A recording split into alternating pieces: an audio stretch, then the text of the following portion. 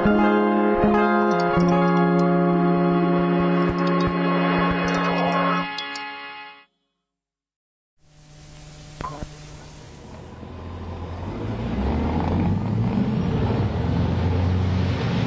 he's only got up his dog.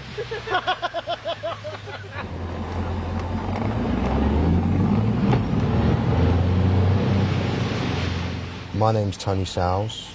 I'm 37 years of age.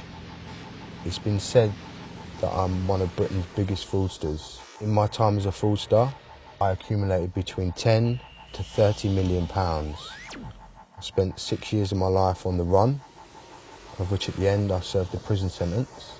I've now set up a company called Rid Fraud Limited, which combats the sort of frauds that I used to do to help this growing epidemic that's happening throughout the UK. I could sell rice to the Chinese. Committing fraud was as easy as that for me. The London Fraud Network is huge, starting with young fraudsters. The police couldn't give two flying pigs about fraud. I've only had one encounter and I managed to fraud that.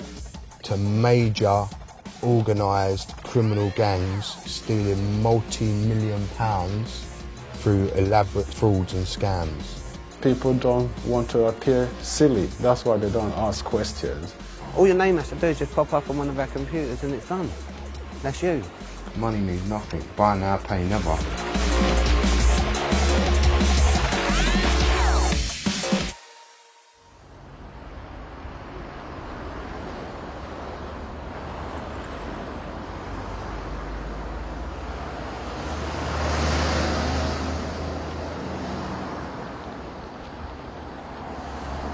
I'd put this telephone number down for a number for my nan to contact from the school.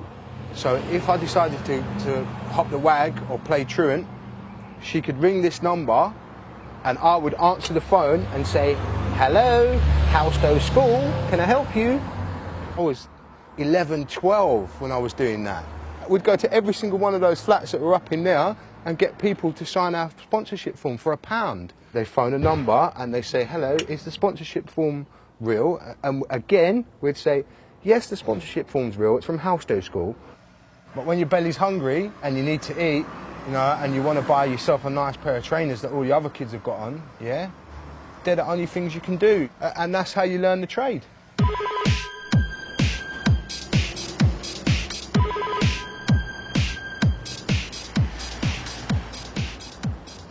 This isn't really the life.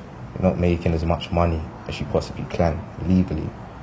As soon as you apply for a job, you have to wait forever. And while waiting, you're on the streets doing nothing. If you're not doing nothing, then you're doing your daily grind, which is shotting a little weed. You have to commit these offences in order to eat a food for the day. Obviously, there's risks involved in doing them things. I've been shot at and someone tried to stab me. In my opinion, violence ain't the answer. I would prefer to do this before scams. I was going to try and find a nice pair of trainers for myself. Yeah, these are bad, innit? You can get card details from hotels, you can get them from secret fraternities online. Getting hold of it is easy. First got into it when I was like a teenager in secondary school. 16, I'd say. eBay scam. And I got some wrestling figures. I mean, people would just ring me up and say, "Mate, can you order me some Indian, please, or a pizza? Fucking starving." I've done stuff for people and they haven't looked after me in return. With that being done, I know everything about them. I just go and take a credit card out in their name. I've even done it to a girl. She deleted me off of Facebook and I put her ass into debt for doing that. That's what happens when you delete me off Facebook. Top websites to completely annihilate if you're low on money, need clothes, want food. Number 2 is Harrods. The security on Harrods is actually a pile of poo. I remember me and my Slovenian boys, we raped it every single day for a month. They just went back to Slovenia with all state-of-the-art stuff. And out there, they were getting top dollar for it as well. At number 1 is Tesco is my favourite. This is what we help the neighbourhood out with. For the single mums that, you know, don't have as much money as they would like to, you know, they give us a bell and we just order them shopping to their house. The security on Tesco's is rubbish, but I'm happy that it's rubbish because it's helped a lot of people. So I bought myself, you know, shitloads of DVDs because I want to start like a little pirate industry. You know, give the little youngers something to do. This is just pleasurable Warhammers, you know, I love this stuff. Limited edition Warhammers. Wicked. I mean, this is just this week alone. Welcome to the life of fraud.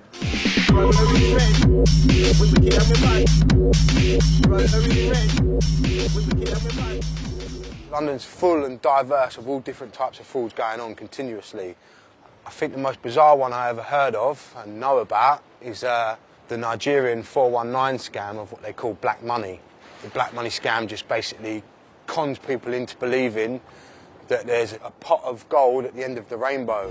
419 is no big thing. It's just a game. Everybody is playing. If anybody follow me, my brother, I go jump up. My name is Mr. Gold, and I'm here to talk to you about what we call wash. And basically what I want to show you now is how we can turn $300 into maybe $300,000. Sometimes we've targeted underworld people because, number one, they're the only people who will have substantial amount of money sitting down at home unaccounted for. Yes, we have taken money from the IRA. We were not intimidated by them at all. I go drop your dollar. Maybe I'll say I'm the assistant to Bin Laden. I have exclusive access to his hoard of money. The job now is to move the money from where it is to the West where it can be dealt with properly. But then we'll now tell them that unfortunately the money has come defaced. But it's not an issue because this is how security services normally move the money, and there are chemicals available in order to wash the money.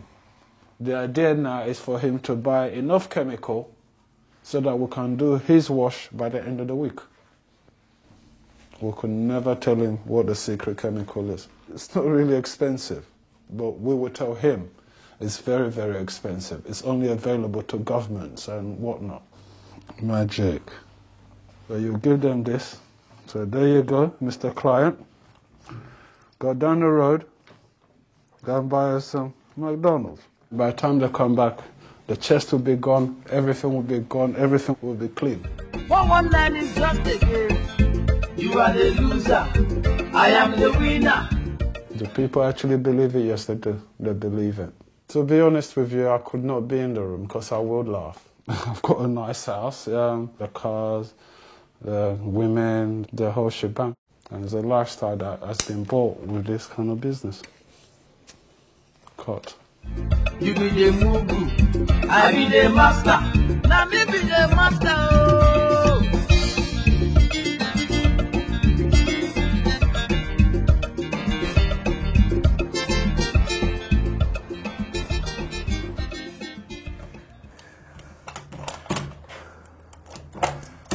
Key still works. Let's have a look.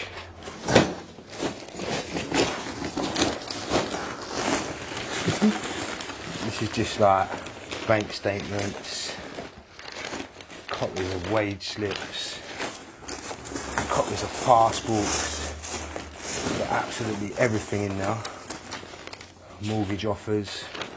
A lot of this stuff would have been given to people, a proper company to disperse of it, you know?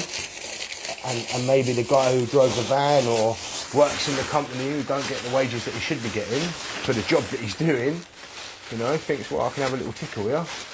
And he sells it to the wrong person who then would try and get hold of someone like me. This is a mortgage application. In here, we've got a copy of someone's passport. We've got a copy of someone's P60, so now we've got a national insurance number. We've got Barclays bank statements with the account number, sort code, everything else on it. This is how easy it is, yeah? You make a utility bill. You can make a national insurance card because you've got the national insurance number. Yeah, all these things are really easy to make once you've got the right equipment. So you go into the bank with all the stuff that you've made up now, and you just draw the money out over the counter. And once you knew how to do all this stuff, we was instant millionaires. We could have whatever we wanted, whenever we wanted it. A4 pieces of paper are cash if you know how to make them into money. The final piece of the jigsaw is ID. The best possible form of ID you can get is a British passport. You know, people die on boats and stuff for this passport, and they climb over mountains and they go everywhere to try and get this passport right here. With this ID, people give you anything. They don't even question it, and they just look at it. They'll give you whatever you want there and then, because as far as they're concerned, it's a real passport. If you make it look good enough, no one's going to question nothing. So that's the most important part, is the photo ID. So that bit's done now. So now we just need to make the rest of the utility bills and the bank statement, and that's it. We're going to make a complete bill with numbers on the back. Everything that it's meant to have, it's going to have. So when people look at it, they turn it over, it's going to have all the numbers there, everything's in place. Even the direct debit cut-off slip is perfect to how it should be. There's no difference whatsoever. It's absolutely perfect.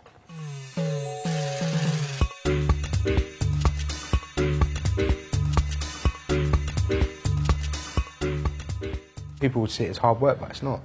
It's an easy thing to do. Whereas most people walk past the shop and they don't see anything, we're walking past the shop and thinking, oh, let's have a little look in there and just see what we can do. Yeah. She's green. What, that girl, look how young that girl is. What, she's 20, what's she going to know? There's so much Saturday staff come into play. Do you do finance? My wife said you do, yeah? Yeah, it takes about 15-20 minutes to do on the system. Okay. Just need some formal identification, preferably like a debit card. Yeah, now these people are not trained in any type of financial background at all. You can go to them and say, I'd like to open a store card today in your store, please. And they'll say, okay, thank you. Could you fill this form out, sir? The House of Fraser store card, do you do a House of Fraser store card? You do, yeah?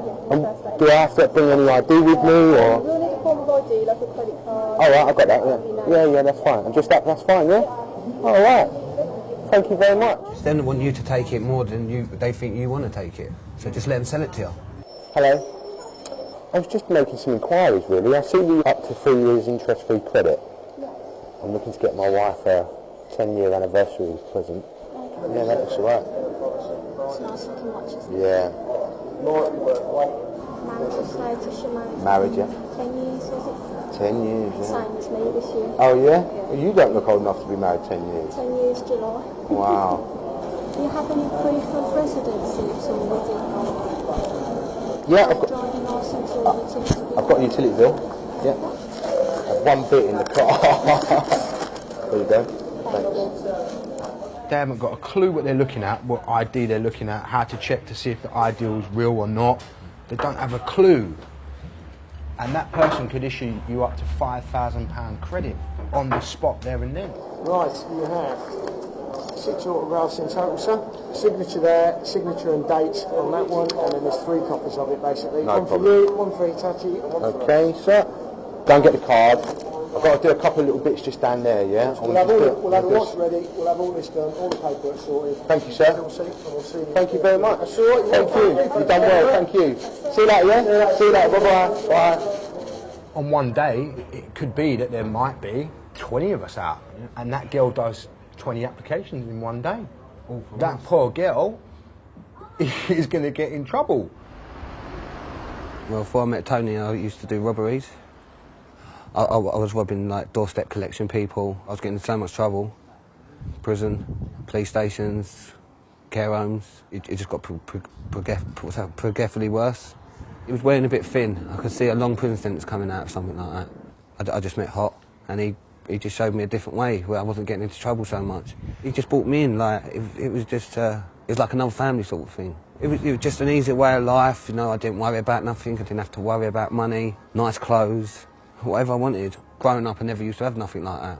When I started robbing and started doing the fraud, it was taking the faith away from the crime, if you like. Wasn't hurting nobody indirectly. It's luck of the draw, because what you're doing is you're picking people. You don't know the people you're picking. You might have 1 million people, and all you're doing is just picking the best name that suits yourself. It's already happened to my mother, you know. She was the victim of identification fraud as well. And that is not saying that come from none of us, because it never come from none of us, but she was. My family didn't want me to go the way I did, but you take your own path in life, don't you? Like in a football team, the striker scores the goal. Fraud works in exactly the same way, where at the end, sometimes you build everything up and you just need the last part of the jigsaw puzzle to put together. 9 times out of 10, that would be someone like Kelly. Men are men. They will look at a gorgeous young girl and they go weak at the knees. I can go in and corrupt the girls behind the counter, but there's a lot more men working stores, and it's easier for her to go in, flash her boobs, wink, make the guy feel that he's special, so she'll come out with 10 times more than what I could come out with. Listen, I'll go up some little Geary, you must be about 18, and yeah, I'll mug him right off. I will use my what's the word? Femininity. Femininity. What do you say? Femininity. Femininity. Yeah. I will use that. Oh, please. At the end of the day, love, I've never, ever robbed anybody. If I could get 50 grand off some silly bank, because I've got a bit of, like, paperwork, whatever, I'm happy to do that. I won't get out of my bed for 5,000. Hold on. No, you wouldn't. You love money too much, man. I wouldn't get out of my bed for it. You know, in that game, sometimes people, when they get a bit nervous, they turn to drink or drugs to just sort of calm their nerves a little bit. I think sometimes a lot of what happens with these people is that they've earned so much money in the past and they've had such a good life that things start to spiral out of control. You know, before you know it, the party lifestyle is trying to happen every day. Them love this, yeah, man. Hear them style.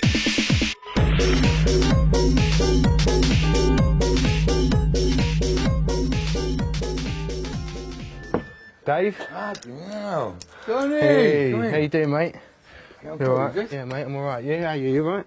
This is Dave. And I do apologise about him right from the start. I blame the parent. Yeah. I've known him a long time. When I first met him, I had a Fringe. This is one of the local heroes of our little block, right? That's what right, they say. done it all properly, yeah. He was always, and I mean this most sincerely, a little bit smarter than your average bear boo-boo, right? He was a little bit above his years. No, I don't mean it nice. I looked at you as a threat. I hated him. I hated him.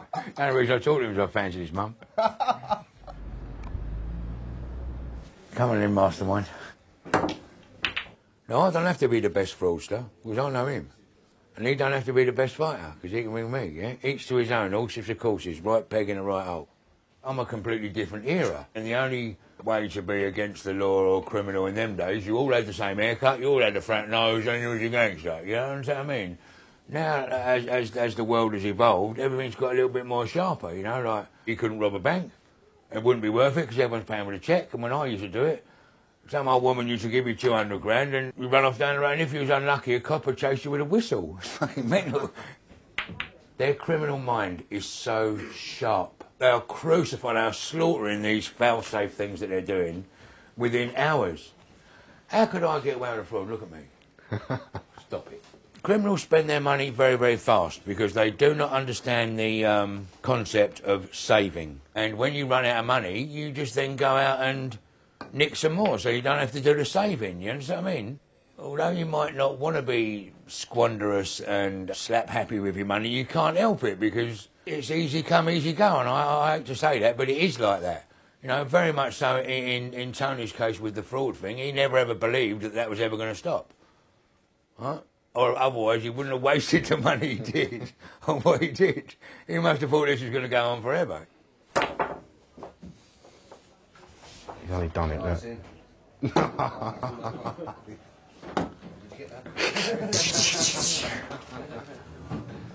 Come on in. Next.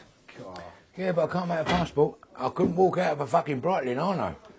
Unless I went like that. Give me the fucking work. know what I mean? How's that for a fraud? Boom.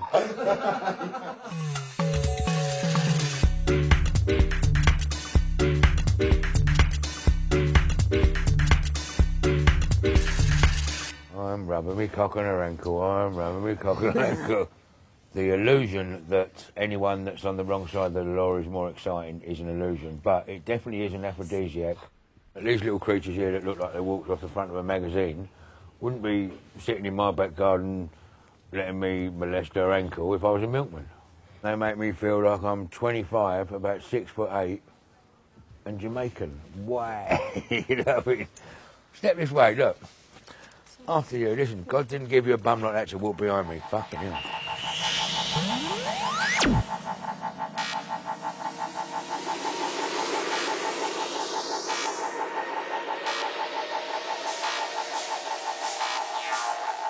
I'm loving the way your legs bend, Blondie. I'm liking that little bendy look.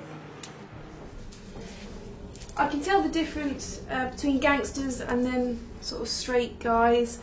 Just even down to the way they talk a lot of the time and the words they use. Oh, your fucking legs!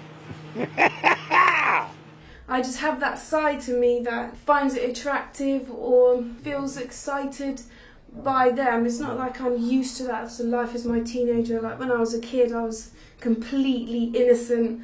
I didn't think, oh, I want to hang around gangsters. It was just something that just happened, really.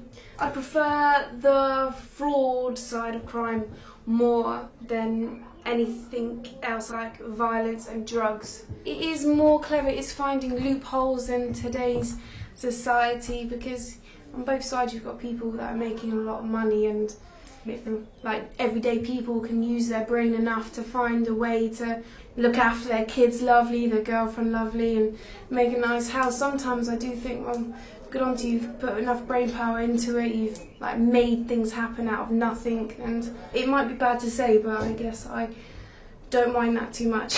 Like I know that I know I've had friends that have had their identity stolen and their banks cleared, so they will probably hate me for that, and I know that's really bad, but fraud is more commendable.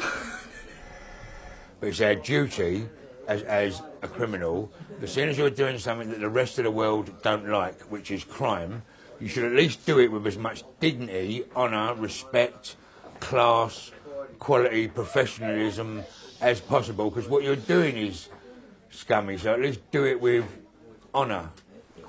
Don't be an arsehole. All right, that's a lot, ladies and gentlemen. Thank you very much. The Courtney show is over. I did tell you that. You don't listen to me. I told you the other day. Tell me. I'm not arguing with you. What are you, my mum? No, I'm your fucking wife that's sitting in here looking after your children. Yeah, please, bro, can you do that for me, yeah? Lindy? Oh, she's gone now. Oh, there's my son now. Yeah. Yeah. There's my little boy.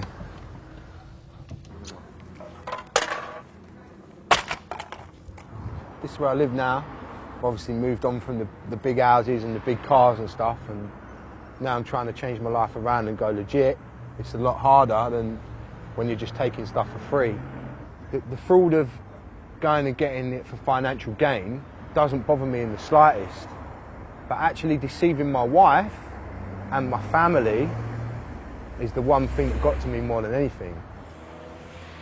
Born on the same day as me. He's a good boy though, he's not going to be a naughty one, aren't you? Hey. Yeah, go on. I started a company now to prevent fraud.